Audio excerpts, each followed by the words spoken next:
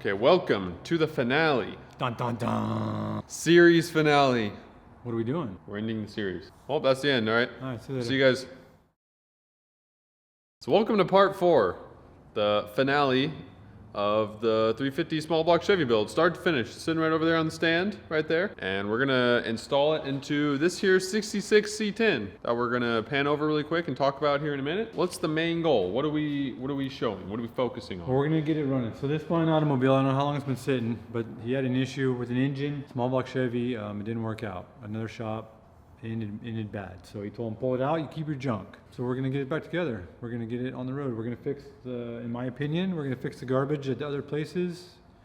Not necessarily last shop, other people, whatever, in the past. Butchered up on it. So we're gonna pretty much show you how to install it. How we would do it. So you can use how we do it for your own installation, whichever you're doing. A couple of ways to set it up, how to run. Yeah, so let's get right into it.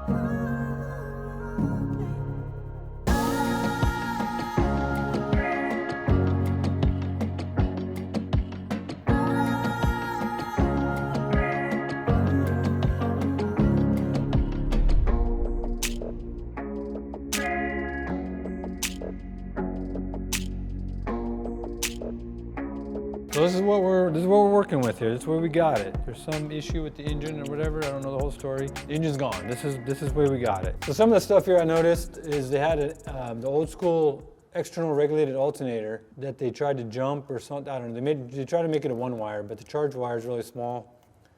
But the alternator voltage wasn't enough to run the system is what they had because they had electric fan and stuff.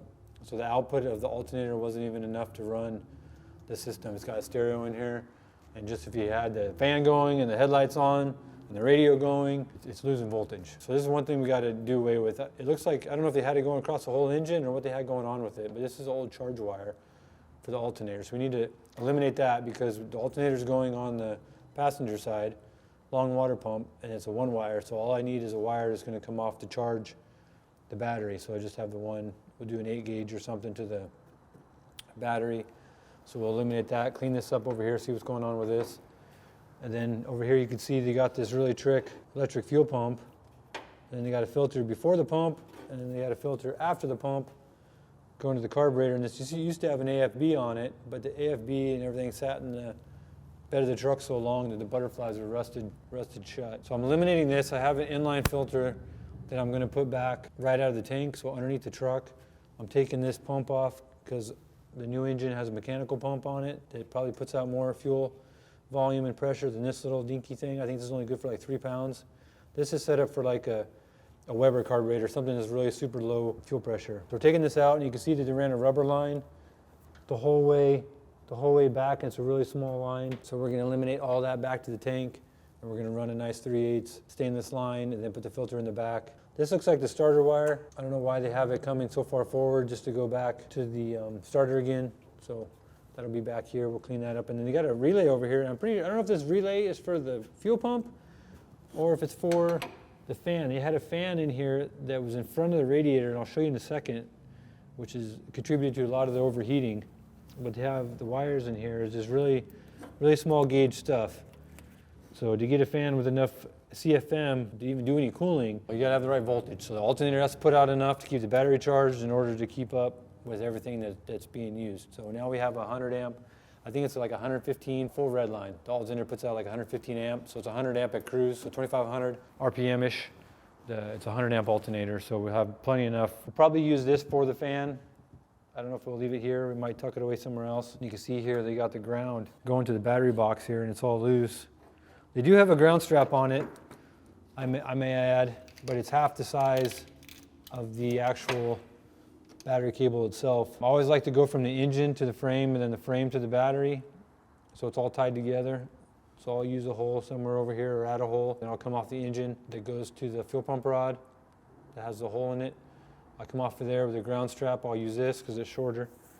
And I'll come over to the frame, and then I'll do a stud, star washer, and, make sure it's grounded good, and then come up to the battery negative side. So everything's grounded good. And you can see also that they didn't have the kickdown cable hooked up. It looks like it's dragging the pavement for a couple of days because it just shredded it. So we got a new kickdown cable, so we'll get so the tranny won't be stack shifting. You won't leave a red light, be in third gear before you cross the intersection. Get it adjusted right, and it actually hold the gear and shift when it's supposed to. So that's pretty much what I got to do underneath here. It's not a whole bunch, but it'll definitely be nice to clean it up. I'm sure this will all come together once it's fixed and the engine's in here, and you can see how it's laid out. But check out this radiator. Let me show you what's going on and why I think it was having a problem overheating, because he said the thing would not stay cool. Look at this thing. This is our little parts depot back here. Some of the new stuff and some of the old stuff. They had the intake and carburetor and stuff just sitting back here. And then the radiator they had just sitting back here. This is the new fan. It's going to go onto it. It's going to be a puller, so it's going to go on this side. We're doing away with this shroud. I don't even know if I want to call this a shroud. I think this was an attempt. It had a really small mechanical fan on it, but it looks like it would work in theory. But if you flip this thing over, they got this crazy contraption, and you can see that it just blocks all the incoming air, and all you have is just this little opening here that air has a restriction going through the fan to try to get into the radiator. So we're going to eliminate this whole. I'm pretty sure this is designed to be on the other side, because you can see how it's louvered, that the air would be able to escape after it went through. Pretty sure this is the whole problem of why it was overheating. They had the whole radiator blocked, like we're in Alaska and we're trying to keep our diesel warm going through the winter roads. That's what it looks like here. These got it blocked up. So we're going to take this shroud off of here, and we're going to take this whole thing that's just bolted on here, eliminate this, and then we're going to put the fan on here, and then get the right size gauge wire and everything to it. And I'm pretty sure this thing will have no problem staying cool. And then, like I said, it'll all come together, make sense, be able to show everything more when it's together. So let me get this wires cleaned up. We'll get the engine set in there, and you'll see what I'm talking about. All right, we're back. We're ready. We're going to put the engine in the truck now. We got the wiring cleaned up here, got some of this crap out of the way. I'm going to take care of this old fuel line and stuff. When I get it up in the air, and then the starter wire, I want to wait till I get the engine in here. And then the vacuum modulator, I'm going to take that all the way off, and I'm going to redo that whole line, but I'll do that when I get the truck up in the air. I got to put it up on jack stands so the cherry picker will fit underneath, because this thing's pretty low. It'll hit the control arms. Once it's up in the air on jack stands, I'm going to use the floor jack to support the transmission so we can butt it together. But first we got to get our engine off the stand, and we got to put our flex plate on it. So let's get the engine off and get the flex plate off of it, or get the flex plate put onto it, I mean. Let's do it. Come on. We got the engine mounts put on it on both sides. I think I'm going to have to do some sort of torque limiter on the driver's side here, because I think this thing's going to rip apart these poor rubber mounts. I don't know if these things are ready for what's going to happen to them. I just want to get the cherry picker high enough so the bottom of this adjuster here, a little adjuster hoist, clears the carburetor. So if I tilt it or do any movement, it's not going to be bashing anything. I got to watch my chains here while we come in. The cherry picker has a hard time with the four-legged engine stands. Seems like the spacing is just right, but they don't really get along with each other. And I like to go to the outside of the cylinder head so they're all in the same spot. On the links here, so I always count them, make sure I'm in the same link so the engine sits as level as possible. Because if you get the engine off and it's cocked side to side, it makes it harder to line up the bell housing on the transmission, on the dowels and everything, get everything together. So you want to have the engine as level as possible. So I do the same amount. So I did it in the fourth hole, so I need to do it in the same fourth hole, and then the same bolt hole on the outside of the head. If you had your valve covers on here, you'd want to watch your chain placement. You might want to go a little bit more in. You still want to make sure that the chain is not going to catch your valve covers and bend the corner of them. So you can pick this thing up off of the cherry picker, or off of the stand, with the cherry picker. These four-legged ones are a little hard. Like I said, it wants to hit the cherry picker, but we're off the ground. I'm going to take off all the bolts here that go to the bell housing of the block. The truck with the hood off of it and everything, we should be able to go in there pretty straight, so we don't need much tilt on the engine, but we need a little bit because the tranny's gonna be jacked up, so we're just started out with a little bit of tilt. Not too crazy though, so I was aiming towards the transmission. So I wanna make sure that there's no debris or anything, dirt, where it's gonna sit up against the crankshaft so it sits nice and flat. If you had a manual, just a good time to put your bushing in or your bearing or anything. But this is an automatic. We just want to make sure the inside's good. We might put a little bit of anti-seize in here just so the converter will slide in and not hang up. Got the flex plate here we're going to be running on this thing. And this is just an internal balance, so there's no counterweight on here. So 400 small block would have a counterweight on it. You just want to note that the raised parts go towards the converter, not towards the engine. And then it has a little lip right here, goes away from the engine. Also, you want to make sure the flat side goes to the crank. You can see it has a extra hole here. Some of them will have a dowel pin. This just has a hole, so you want to line it up with the hole. So the hole. Well, what was it? What did he say? He said, well. Then we got a set of ARP flex plate bolts, and I already put the lube on here. And the ARP wants to use their lube, and then they want 85 foot-pounds on the torque on these things. There's a couple different ways you can do this. You can use a holder, or you can some sort of pry bar. So what I like to do is I just get just a bolt, and I put it in one of the bell housing one of the bolt holes here for the bell housing. Get a decent amount of threads on it, and it's easier to be on the side that you can use, your leverage. So you're pushing down to torque it, and then you can just use a screwdriver, and you can come over here and you hold the ring gear, and you can torque it. The engine's going to try to rock a little bit, so you gotta be careful with it. You could set it on the ground if it gets to be a pain. Oh, there it is. Oh. Man down, man down.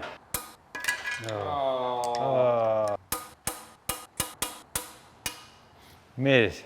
I'm gonna wipe off my mess I got going on here, my excess lube. We don't want stuff flinging everywhere. Get the majority of it off. So I got the truck up on jack stands now. I got the floor jack is holding the tranny. I gotta climb in here. I gotta go all in. Gotta climb in here and get these studs out. I gotta see what they got going on. Oh, gotta kick his car. Gonna knock out a 2x4. So you can see now that I jacked up this tranny, it kind of pulled it crooked. So I'm gonna try to get it over here a little straighter. It doesn't seem like there's much holding it. Pick up on the tranny and scoot the jack over. Get a little more on the driver's side. See, now it's a little more balanced and centered in here so we can line up the engine. Bell housing cleaned off, converters all the way in. Got our starter wire tucked out of the way. You don't want nothing to fall in between the bell housing. We got our fuel line. We're just gonna tuck that down here because we're gonna finish dealing with that. So everything looks good now. So now we're gonna go up with the engine, swing it in, get it set in here.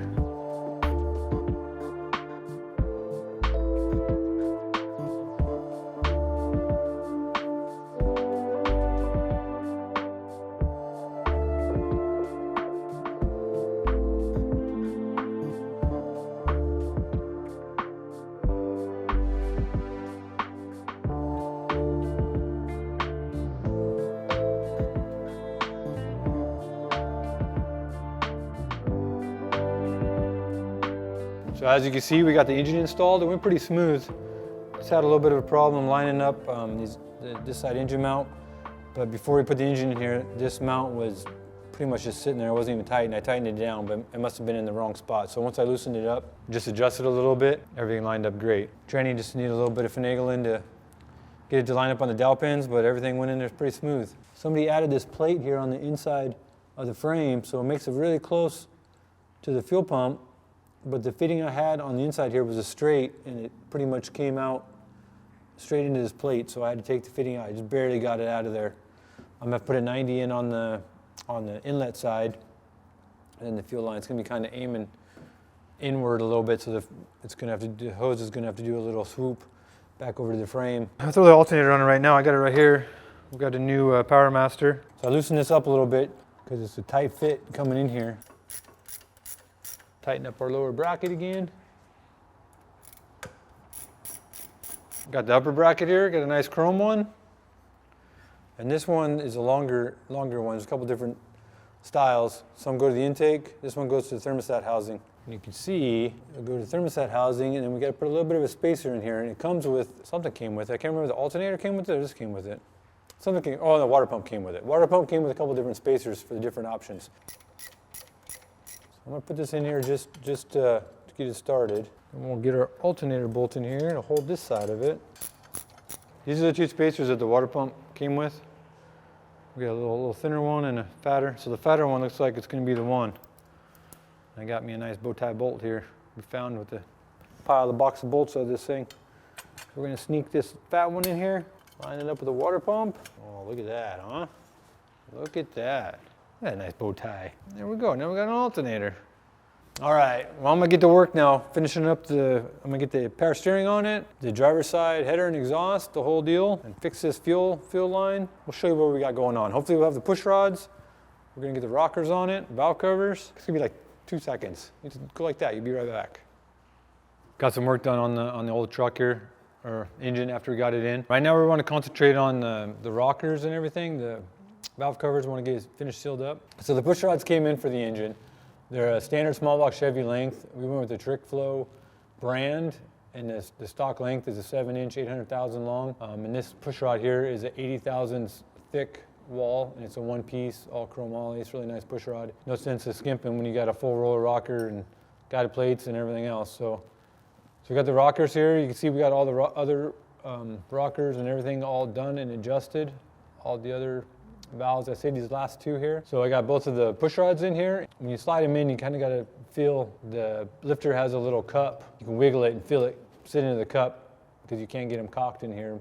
It's a little bit harder with the guide plates, but you still can. I don't know where the cam is on the lobe. I don't know if it's open or closed, so we'll figure that out when we go. So it doesn't matter where it's at. So we got both the push rods in, and you see I've dumped oil on here, and then I also added a little bottle of, it's like a cam break-in oil. It has high zinc lubricant to help with in general, you want to run it, but it's good for the camshaft, the tappet cams. It's good to have a higher zinc oil, like synthetics have a little more, but you don't want to run a synthetic on a break-in. So the oil I'm running is just a normal 520 non-synthetic oil with a bottle of the break-in. That's why it looks a little different here than just having oil in it. So after I get both push rods in here, I'll put the rockers on here, and you can see it's all lubed. Like I said, I dumped oil over it, and you can see the 4 rollers here, or any rocker other than stock, if it has a fulcrum in it here, you can see you can put it on upside down. The bottom side doesn't have a spot for the nut, and then what should be the top side has a little relief there for the nut to sit in and tightens it down properly. So you got to make sure that guy's to the top. So we'll slide it on here. Everything should line up nice. The guide plate should hold it all straight and should be nice and snug. So this particular engine has a hydraulic tappet cam in it. So the lifter pumps up, and that's what takes the lash out of the rockers. But you don't want to tighten it up so much to the point that you can bottom out the lifter. And I like to keep it a little bit looser, I guess you would say, in the lifter, and so I don't collapse it as much as like the book or the manual or whatever factory recommends because of other reasons. But so the way I do it is no matter where it's at, as I start out, is I just run it down. You can see how you got the slop, so I just run it down by hand until all the slop's out of there, but not to the point that I'm tightening it down, collapsing the lifter. So I'll do both of that same way. And then I have all the spark plugs out of it on both sides. All the spark plugs are out, so it's easier to turn over by hand. So now I'm going to go over, I'm going to turn it over by hand, and then I'm going to recheck it until I do a full circle along the way. So I'll do 90 degree, 90 degree, 90 degree, 90 degree, and check the rockers, and then take all the lash out. So they're just snug, just like that, but I'm not collapsing the lifter. So I can use a little ratchet because I took the spark plugs out. There's no compression, so it's easier to turn over. So I just come down here and I can just turn it over. The only thing that you got, your resistance, is the valve springs. So we turned it over. So no lash, no slop yet. We'll go some more. So now the intake or the exhaust just closed. So now we got some slop in there. Now both snug. Continue turning it over. So we made it all the way around, I think. I wasn't watching. Pretty sure we made a full circle already. So now I got my tool here. This is just a fancier way to do it. You can use a wrench and an Allen. So I'll do a 90 turn. So bring it over here. And then I'll bring down my jam nut. And then when it touches, then I'll ram it both together. So it's pretty much going like 3/4. They're almost going a half a turn. And that's how I'll run them right there. So when I fire it up, it should be good to go. Should be no ticking, no nothing. Ready to run. So now I want to put the passenger valve cover on it. So I'm just going to run just the gasket that came in the gasket set, just a cork replacement gasket. These heads make it really nice because they have the raised valve cover rail on it, and they're really wide, flat, over stock. It's really nice because the valve cover gasket just sits on there. So we're running a tall valve cover just to make it easier to clear all the rockers and everything. So we got tall valve cover, just a Chevrolet deal. These are used valve covers that we picked up. We just cleaned them up like brand new. Put the PCV valve on the passenger side, so there's a smaller grommet, and then the valve covers are baffled. But yeah, they're great used deal. So we're gonna put the valve cover on here. And then to help, because those are just, the tin steel valve covers, we have the little hold downs that spread the load out a little bit. If you leave the hardware, the bolts a little bit loose, you can kind of wiggle the valve cover and it should sit down nice and flat. If you wanted to, you can come around here with a mirror and make sure that it's sitting in there right. We already got our PCV line and everything on here. Let's go ahead and plug that in. There we go. Got the passenger side all sealed up. All right, so I'm gonna go ahead and prime it now. You can see how much runs out of it here with the valve cover off. We'll see what happens. Let's go ahead and prime it. So I'm gonna ease into it because there's still air in the system and I don't wanna just ram on it and have it shove air like crazy. So I want to fill the oil filter and stuff first, and then once it bogs down, and then I'll go wide open with the drill, and let's see what happens.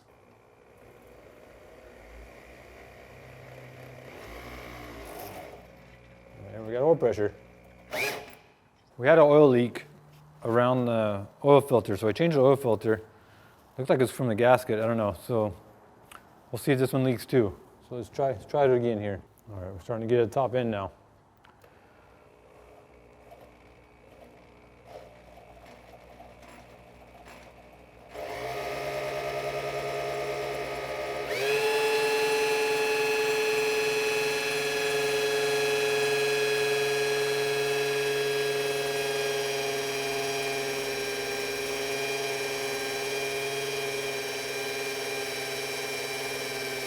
One eternity later. Looks like we got it nice and primed. So I'm going to go ahead and take the drill off and take the primer out.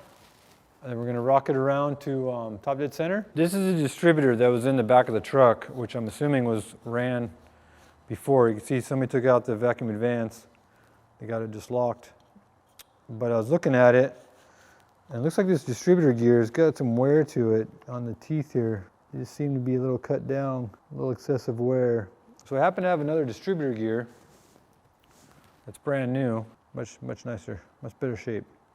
So I'm gonna knock this roll pin out of here, and I'm gonna change the gear real quick, and then we're gonna throw this distributor in there.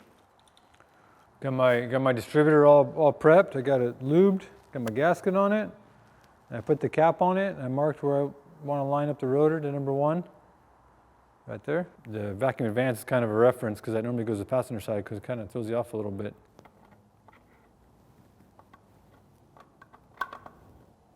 And same deal. We got to figure out where the drive rod is. There it is. Now I need to walk the drive rod around.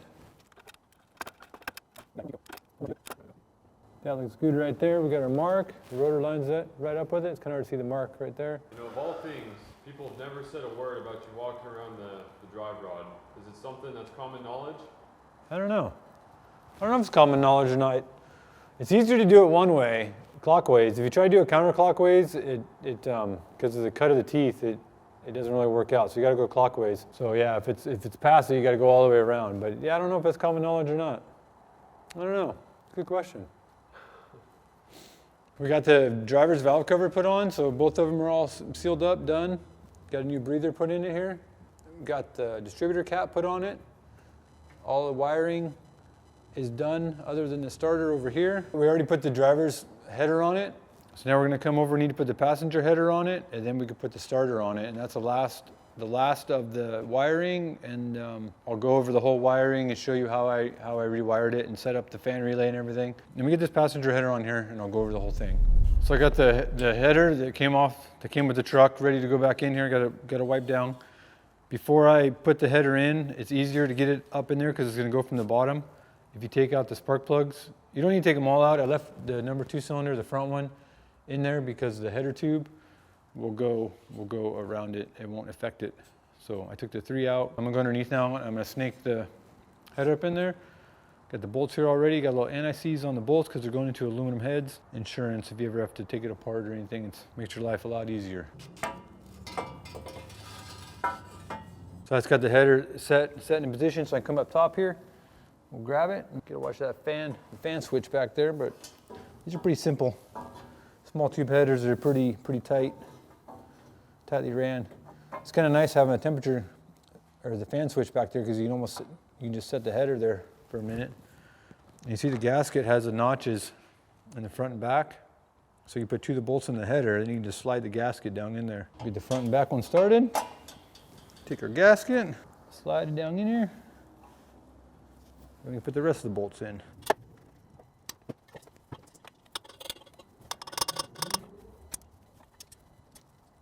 We could put our 3 spark plugs back in it.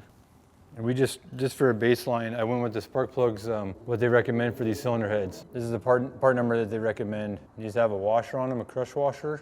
So I don't get them tight, cram it down, crush it. I just snug it down, a little over snug, I guess. Just you can feel it starting to crush the washer. So now I got the header all finished up. So this is a starter that we're gonna be running on here. It's a gear reduction, just a Summit gear reduction starter. And it comes with the bolts and the shims. You can shim how far the starter gear is out, sticks out, and you can shim it how far from the block and everything. So it's pretty nice. But for right now, I'm just gonna put it all the way up tight, no shims. We wanted to show putting it on, but it's all shadowed and stuff because the header's in the way. It would have been easier to show on the engine stand or something. But we'll go over the wiring once we get it on. But it just has the battery cable, and then the solenoid wires is all that you hook up on it. So before I go ahead and put gas in this thing, give it a crank, give it a start. I just want to do a quick overview of the accessories of the engine and what we did. We converted it back to a mechanical pump, and I didn't want to run a rubber line all the way up, so I ran a hard line. For the most part, I just did little short rubbers on each side. I had the pump the same way, so I ran a hard line down. And then I replaced the fuel line on the truck, so I did the same thing. I ran the same stainless line, 3/8. I ran it right here almost to the pump, so it's got a little bit of flex because of the engine, vibration, and then I ran it all the way back almost to the tank, and I put it inline filter back by the tank. We added a 1-wire alternator. This is a 100 amp alternator, and then we went with an 8 gauge. So just keep in mind, if you do a higher amp alternator, you need to put a bigger charge wire on it because you can't cram the voltage through a cute little wire. We did a 16-inch cooling fan. If I remember right, the fan's like 3,000 CFM, 3,300 CFM. I think it draws around 30 amp. So we set it up. We did it with the circuit breaker. We got a 40 amp circuit breaker and then a 40 amp relay. The relay is controlled by a temperature switch in the coolant. So when it gets to 195, the fan comes on and then it cools down to 185 and the fan goes off. And I have it set up that when you turn the engine off, it'll turn the fan off. You can set it up that it runs with the key off, but all you're doing is cooling the radiator. If you don't have any circulation, it's pointless to keep the fan running if the engine's not running, unless you have electric water pump, but we don't. We have the mechanical. We added the ground strap like we showed in the hole that goes for the drive rod for the fuel pump. We put the bolts in there for the ground strap over the frame here, and then we went to the frame for the battery cable up to the battery. So all the grounds are tied together. This truck still has the factory grounds, so it has the ground from the frame to the body, and then there's some up front here. They ground it to the core support and stuff because it's rubber mounted. The frame's rubber mounted and the core support's rubber mounted. So from the factory, it has little ground straps that pretty much go so you can ground through the rubber. So those are still on here. Normally, I would go engine to firewall on another ground strap because of the rubber mounts, but this has the factory stuff, so I didn't do that on this. I used the factory wires. These ones came with the truck. They turned out okay. The brand and everything seem all right, so hopefully they're all right. They've been sitting for a while, but the plugs that came with it, I didn't pick those out. The oil's full, so we checked that before we started it. We didn't do the vacuum fill on this one like on the Nova because it doesn't have the heater, so I just don't feel, it'd probably work, but I think it's okay just doing it. It's a little tricky because of the thermostat and there's no bypass because of the heater. so we might have a problem, but I topped off the coolant. The power steering bracket's a little goofy, I think, but that's the way they had it set up. I'm assuming on the other engine, because that's the way it lined up. I found this spacer. I didn't have any of the mounting deal, so I added that spacer. But it looks like, I mean, it's sturdy. We wound up getting new belts. I like to run a little bit shorter on the adjustment. There's no sense of having the alternator way out here. So I brought it down. I like to have it, I mean, this is probably a hair shorter. I like to have it in the middle. That's pretty much an overview of the setup, the cooling system and the fuel. Quite the transformation, I say. Yeah, it's definitely different. We don't have any pictures or anything of what it was like before because, you know, we never saw it with the engine in it. When you're starting a fresh engine, especially with a tap-it cam, you want to make sure not to let it idle. So as you'll see when we start it, I'm going to hold the idle up. You don't want to hold it at a steady RPM. You kind of want to vary it. You pretty much want to keep it under like 3,000 or 2,500 RPMs, but you want to vary it between like 2 and 5, or 2,000 to 2,500 RPMs, like 500 RPMs. You want to vary the engine speed. You don't want to just hold it there. So hopefully everything is set up that it's able to run long enough to get to temperature, to get to the thermostat opening. We're going to try to set the timing, everything while it warms up, and keep an eye on the temperature because we might have a little bit of an air pocket. And yeah, you can goof on me on my little zip tie deal here. This was all tore apart when we got the truck, so something's missing here. We're gonna have to get a hold down. I think there's supposed to be a rubber. This thing's all tweaked, so I had to put this little zip tie on here. The hose kind of holds it up a little bit, holds the radiator back, but I put this guy on here until we figure out this hold down deal. So yeah, I think we're ready to fire. We're gonna pour the gas in it, put the charger on it. Let's get a funnel. Let's pour some gas in here.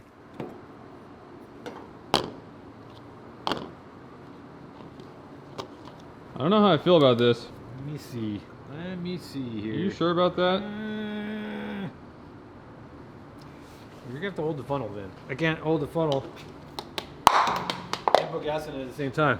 I haven't mastered the art of having 4 hands.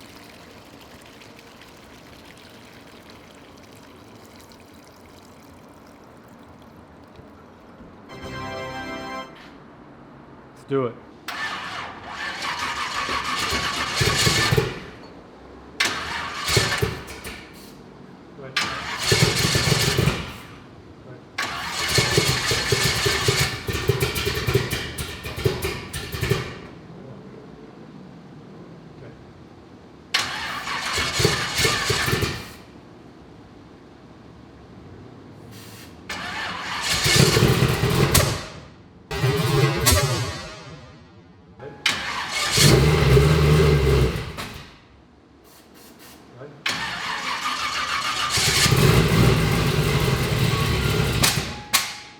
A few moments later. So I had to, I was a tooth off on the distributor. I had to advance it, so it was a little retarded. So I thought I was lined up on number 1, so I had the distributor here, and it was a little retarded. That's why it coughed back through the carburetor. So now we advanced it a tooth, putting the cap back on it, and then we're gonna run it again here. We just wanted to fix it now before it got too hot because we weren't gonna leave it there.